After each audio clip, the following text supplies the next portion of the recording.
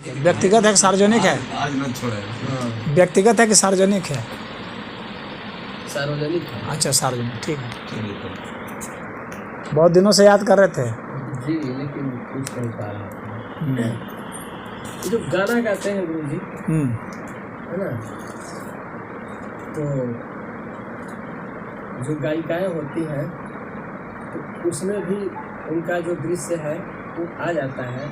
इस गाना गाने का उद्देश्य क्या है? आप क्या संदेश देना चाहते हैं? एक मैंने ये हमारा प्रश्न पहले सुन लीजिए, क्योंकि देखिए मैं आपके उद्देश्य कुछ समझता भी हूँ।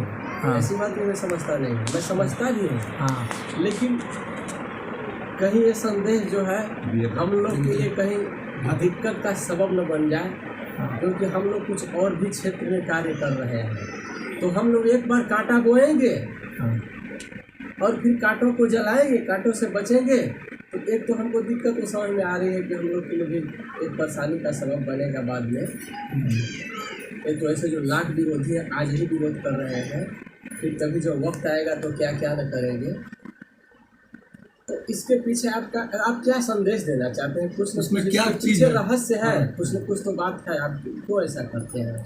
अच्छा, पहले मैं एक अनुप्रश्न पूछ रहा हूँ, उसके बाद फिर तुम्हारे पर आऊँगा। जी, अनुप्रश्न समझते हो ना? हाँ। अनुप्रश्न का मतलब जो प्रश्न पूछा गया उसके ऊपर छोटा सा कोई प्रश्न पूछा। जी, तुमने कहा कि कांटा बो रहे हैं, तो तुमको पहले बताना पड़ेगा कि इसमें कांटा क्या है, क्योंकि तब मैं और अच्छे से व्याख्या कर पाऊँ। दृष्टि से देख रहा हूँ इसको। आप नहीं, कोई भी दृष्टि कोई भी हो, उसमें कांटा क्या है मैं ये जानना चाहता हूँ। ये तरह तरह के ना, ये इतने सब बवाल खड़ा करेंगे ना, ये इतने समर्थ हैं, जो चंट हैं, नेता है या उनके समर्थक एजेंट है, ये इतने समर्थ हैं, ये कुछ भी करेंगे। यहाँ तक ना कि जिस गायिका के साथ आपका जो चल रहा है पार्श्व गीत कहते हैं उसको, हाँ पार्श्व गीत, उसको भी खड़ा कर सकते हैं। किससे इनका संबंध है, उसको पैसे देंगे, उसको भी खड़ा करेंगे, वो कहे यहाँ इनसे हमारा संबंध है। हम समझते थे महाराज, सिद्ध करे ना करे अलग की बात है, नहीं कर पाएंगे। एक मिनट, हम समझ रहे थे कि आप लेकिन जो वो गा रहे इतने हैं समर्थ हैं, इतने समर्थ हैं कि वो कुछ भी कोर कसर छोड़ेंगे नहीं। सही हो गया। और ये इशारा जो है ना, आप जय घोष में कर भी चुके हैं। हाँ, जय घोष में आपने शंका जाहिर कर भी चुके हैं। जो वस्ताद बोल रहे हैं सही बोल रहे हैं।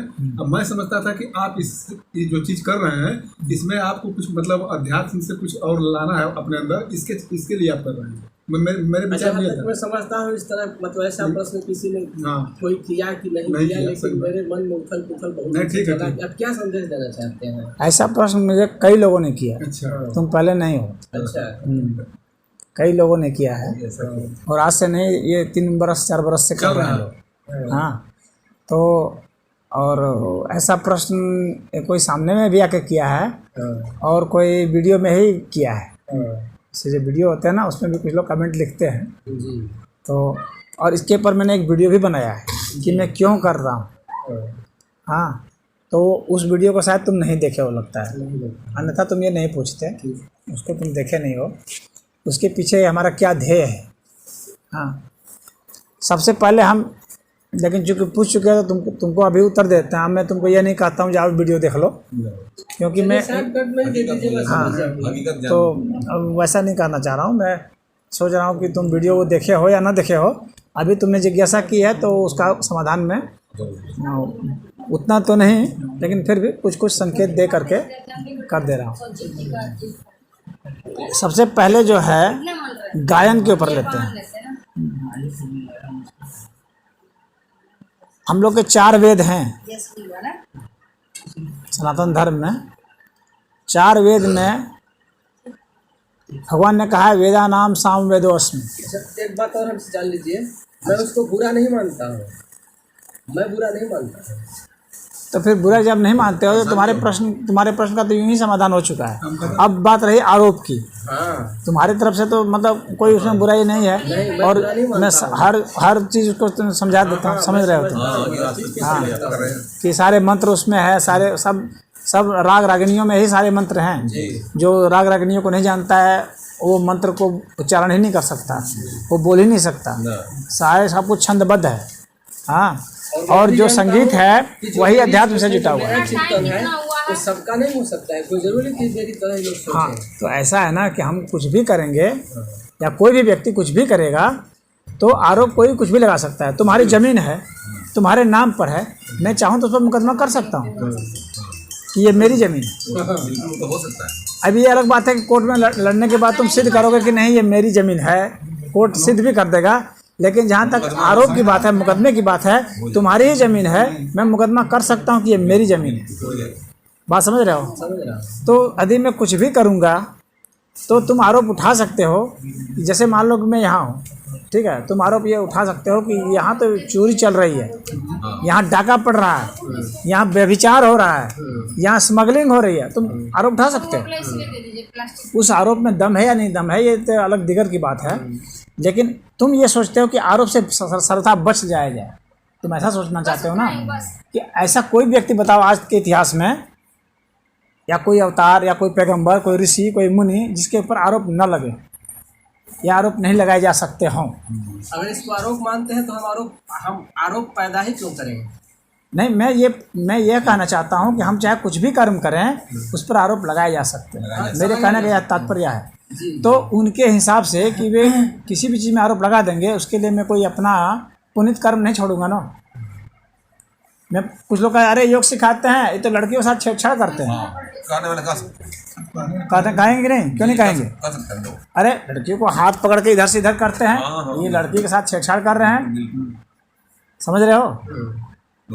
कुछ भी मैं करूंगा या कोई भी व्यक्ति कुछ भी करेगा तो आरोप लगाने वाले बिल्कुल आरोप लगा सकते हैं, किसी भी स्थिति में लगा सकते हैं। तो इसलिए इसका अर्थ यह नहीं है कि उनके आरोप के डर से मैंने कर्म करना ही छोड़ दिया। हाँ, मैं भिखारी बन के बैठ जाऊँ, कुछ भी नहीं करूँ तो भी कहेंगे महान निकम्मा है, ये तो चोर लफंगा है, कोई निकम्मा है, कुछ भी नहीं करता, धरती का बोझ है, कहीं से भी छुट्टी नहीं है। आप कुछ भी ऐसा नहीं कर सकते जिस पर कि कोई आरोप न लगा सकता। इसीलिए आरोप लगाने का जो संशय है, जो बुनियाद है, वो बिल्कुल निराधार है। जो समर्थ व्यक्ति होता है, जो सही व्यक्ति होता है, उस व्यक्ति को अपने हिसाब से कर्म करते रहना चाहिए। आरोप लगाने वाले लगाते ही रहेंगे, आरोपों के डर से आप कर्म करना नहीं छोड़ सकते। जिनको लगाना लगाए, हाँ, सामने आकर जब पूछेगा तो उसका उत्तर उचित रूप से दे दिया जाएगा। अब उसके बाद वो मानता है या नहीं मानता है उसकी प्रॉब्लम है ना, देखा जाए। वो नहीं मान के मेरा क्या बिगाड़ लेगा? सवाल ये उठता है, वो मेरा क्या बिगाड़ लेगा? मुझे उससे कुछ मांगना तो है नहीं, ना मुझे उससे वोट मांगना है, ना मुझे उससे नोट मांगना है, हाँ, ना मुझे उससे पद मांगना है, ना मुझे और कोई चीज़ मांगनी है। वो मेरा क्या कर लेगा? आरोप लगा सकता है, और आरोप लगा करके मेरा क्या करना? मुझे नाम और यश की भी फिक्र नहीं है। कुछ लोग जो होते हैं ना, उनको नाम यश की फिक्र होती है कि मैं बदनाम हो जाऊंगा। हो जाऊं बदनाम, मैं नाम का क्या करूंगा? चार बनाऊंगा? मैं अपने जीवन को जी रहा हूँ। अध्यात्म का मतलब यही है कि ज़िंदगी को आनंद पूर्वक जिए। अगर जो जिंदगी को आनंद से नहीं जी रहा है, मुंह लटका के जी रहा है, वो कोई मैं उसको ऐसे को साधु संत नहीं मानता। जो है गमगीन चेहरा बना करके समाज में जीता है।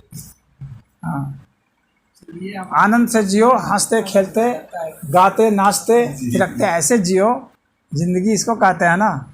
जीना उसी का नाम है। न्याय करो, सत्य बोलो, प्रेम करुणा तुम्हारे में हो, हाँ, सबके कल्याण के लिए सोचो, यह जीवन है ना। अरे कन्हैया, तब तो उस हिसाब से सोचेंगे, तब तो कहेगा अरे ये तो वेद बेकार है।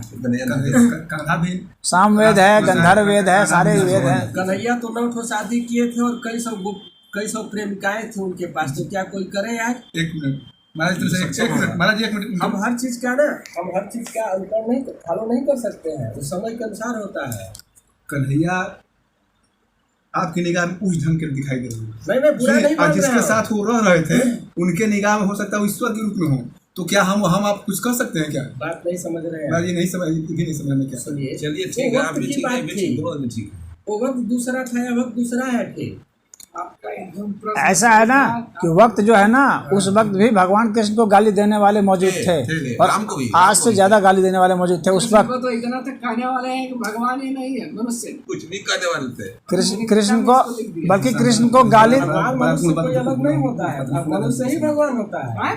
मनुष्य ही भगवान होता है। है आप कृष्ण को गाली देने के कारण ही एक व्यक्ति को मारना पड़ा, क्या बैल कहेंगे? मारना पड़ा कि नहीं? सिर्फ और सिर्फ गाली के कारण एक व्यक्ति को मारना पड़ा, हाँ जानता सिर्फ और सिर्फ आरोप के कारण एक व्यक्ति को मारना पड़ा, समर्थ थे मार दिए। मारना पड़ा ना। इसका मतलब है कि आरोपों की कितनी झड़ियां थी, 100 बार गलती करेगा तब तक आरोपों की कितनी झड़ियां थी, आरोप से वो बरी नहीं थे, ना कहाँ जाएंगे। वो 1000 तरह के आरोप थे, लेकिन वे देख रहे थे कि क्या सही है, उनके हिसाब से जो सही था, जिसको वे सही सिद्ध कर सकते थे, जो उनको लगता था धर्म संगत है, वैसा करते थे। करते गए अपना। वे गोपियों का दिल नहीं दुखाना चाहते थे ना। बाद के लोग क्या कहेंगे आज से 1000 वर्ष बाद, उसका वो उस फिक्र में वो गोपियों को नहीं छोड़ने वाले थे। बस यही बात हम कर रहे थे ना, यही चीज़ हाँ। हम कर रहे थे। कि बाद के लोग क्या कहेंगे उस, तब तो वो चुपचाप वो बैठे रहते कहीं कोने में। तो हम लोग जानते भी नहीं कोई कृष्ण नाम का व्यक्ति आया भी, हम लोग आज जानते भी इसीलिए हैं क्योंकि उन्होंने विवादों की परवाह नहीं की।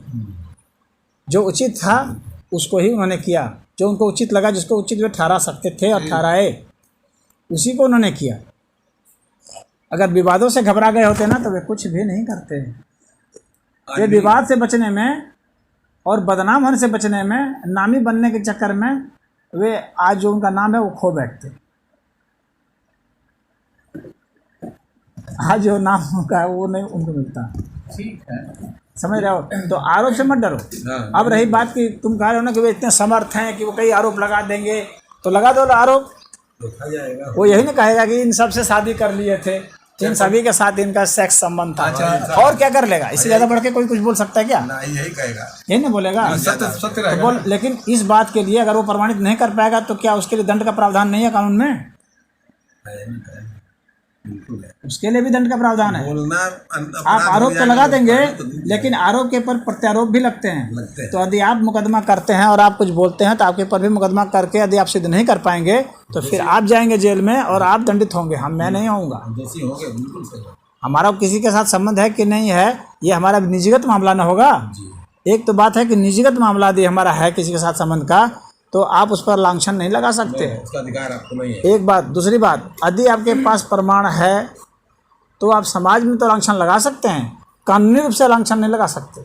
समाज में तो आप गुपचुप रूप से बोल दिए, लेकिन वो भी मंच से आप नहीं बोल सकते। नहीं बोल सकते। यदि हमारा किसी के साथ भी कोई भी संबंध है, प्रमाणित करना पड़ेगा ना। अगर आप प्रमाणित भी कर सकते हैं तो भी आप नहीं, हमारा व्यक्तिगत संबंध है ना। हमारा व्यक्तिगत, मान लो मेरा किसी स्त्री के साथ संबंध है, वो स्त्री राजी है, मैं राजी हूँ, उदाहरण के लिए, अलग बात हो गई। तो मेरी पत्नी मुझ पर कानूनी रूप से दावा कर सकती है, हाँ, लेकिन अन्य कोई आदमी नहीं कर सकता। और जिस स्त्री के साथ मेरा है उसका पति दावा कर सकता है, अन्य कोई दावा नहीं कर सकता। कानून में ये भी प्रावधान है। मैं कानूनी रूप से बात कर रहा हूँ। सही बात है। और जहाँ तक इसकी बात है, आरोप लगा देना, फिर आप उसको सिद्ध करेंगे। आपके पास क्या प्रमाण है? अगर मैंने किसी से गाना गा लिया, मोहम्मद रफ़ी और लता मंगेशकर गाना गा दिए, तो क्या उन दोनों के बीच में अवैध संबंध थे, ऐसा सिद्ध होगा क्या? तब तो लता मंगेशकर ने मुकेश के साथ भी गाना गाया है, मन्ना डे के साथ भी गाना गाया है, किशोर कुमार के साथ भी गाना गाया है, हाँ, कई सौों आदमियों के साथ गाना गाया है। तो अवैध संबंध होगा, इसका मतलब आपके दिमाग में सिर्फ काम वासना है, आपका दिमागी दिवालियापन है। लेकिन लता मंगेशकर, मोहम्मद रफ़ी और मुकेश वे राजनीतिज्ञ नहीं थे, वे सन्यासी भी नहीं थे, उनका पेशा था। तो प्रश्न अच्छा। कौन राजनीतिक नहीं है ये बताओ? तुम राजनीति सिर्फ उसी व्यक्ति को मानते हो जो, सुनिए, मैं इस क्षेत्र की बात कर रहा हूँ और मैं उसके बहुत शाखा प्रशाखा में नहीं जाना चाहता हूँ। हाँ। हम लोग जो कर रहे लता हैं, मंगेशकर आज एक सांसद है, पता है? हाँ क्या सांसद राजनीतिक नहीं है? ठीक है। मेरे कहने का मतलब ये था, हाँ, जो आपका जो उद्देश्य है जीवन आनंदपूर्ण होना चाहिए, समग्रता हाँ। में होना चाहिए। ठीक है।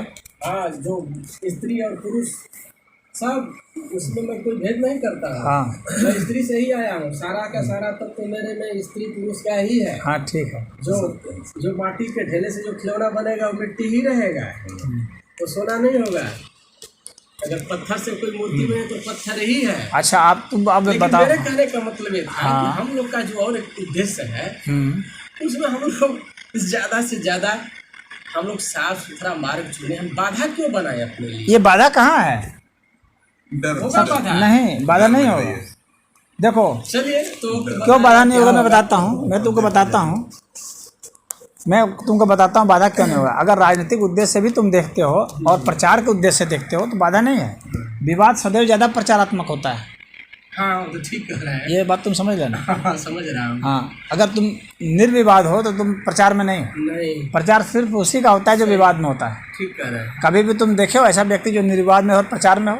हाँ हाँ हाँ ऐसा कभी नहीं होता। जी जी जी। सिर्फ जो विवादित व्यक्ति है वही प्रचार में होता है। वो तो एकदम तो जहाँ तक प्रचार की तुम्हारी बात है तो उससे प्रचार मिल जाएगा। यही कि हम लोग के लिए फायदा होगा ही। मैं तो कह रहा हूँ ना सोच लेना चाहिए था कि चित्त भी मेरा, पट भी मेरा, और अगर सिक्का खड़ा रह गया तो भी मेरा, ये स्थिति होनी चाहिए। इसको राजनीति कहते हैं कि चाहे सिक्का किसी भी तरफ गिरे, सही कह रहे हैं। चित्त पट गिरे या सीधे खड़ा रह जाए, हर स्थिति में हमारी यही हो। तो ये होती है वास्तविक राजनीति। राजनीति वह नहीं होती है कि एक पक्ष में चले गए, दूसरा पक्ष बिल्कुल अंधकार में चला गया। वो वैसा नहीं होती है राजनीति। वेद व्यास किसके लगे थे? और हर समय ऐसा होगा। महाराज जी वेद व्यास किसके लगे? पराशर के। अब सोच लीजिए, अब उसके आगे तुम नहीं कर अब फिर तो उतने ही रह जाएंगे तो इतने पर्याप्त। आपको तो सही बात। उनका भाई साहब कहने का नहीं मतलब मेरा प्रश्न कुछ अलग था।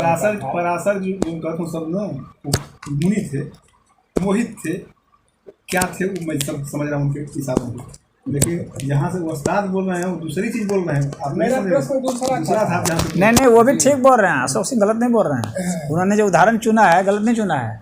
वो क्यों उन्होंने कहा? क्योंकि व्यास जो थे ना वो एक विवादित पुत्र थे, वो राजनीतिक रूप से भी विवादित पुत्र थे व्यास, और उन्होंने भी जो पुत्र पैदा किए वे भी विवादित पुत्र थे। गुरु जी थोड़ा सा इधर पीछे देखिए, हमारे तरफ मैं बैठा हूँ। मैं जब रास्ते में चलता हूँ तो मेरा एक पैर खराब है। मेरे बहुत गौर से सुनिए। आँख ठीक है, कान ठीक है, नाक ठीक है, हाथ ठीक है, गुण ठीक है, नहीं ठीक है, इसकी विवेचना तो रास्ते में नहीं हो सकती। बाकी क्यों आदमी कहता है कि इसका एक टंग खराब, ये हमको बताए। ये क्यों नहीं कहता कि इसकी दोनों आंखें, दोनों हाथ सही हैं? दोष अधिक दिखाई देता है और इसके बाद गुण नहीं दिखाई देता है।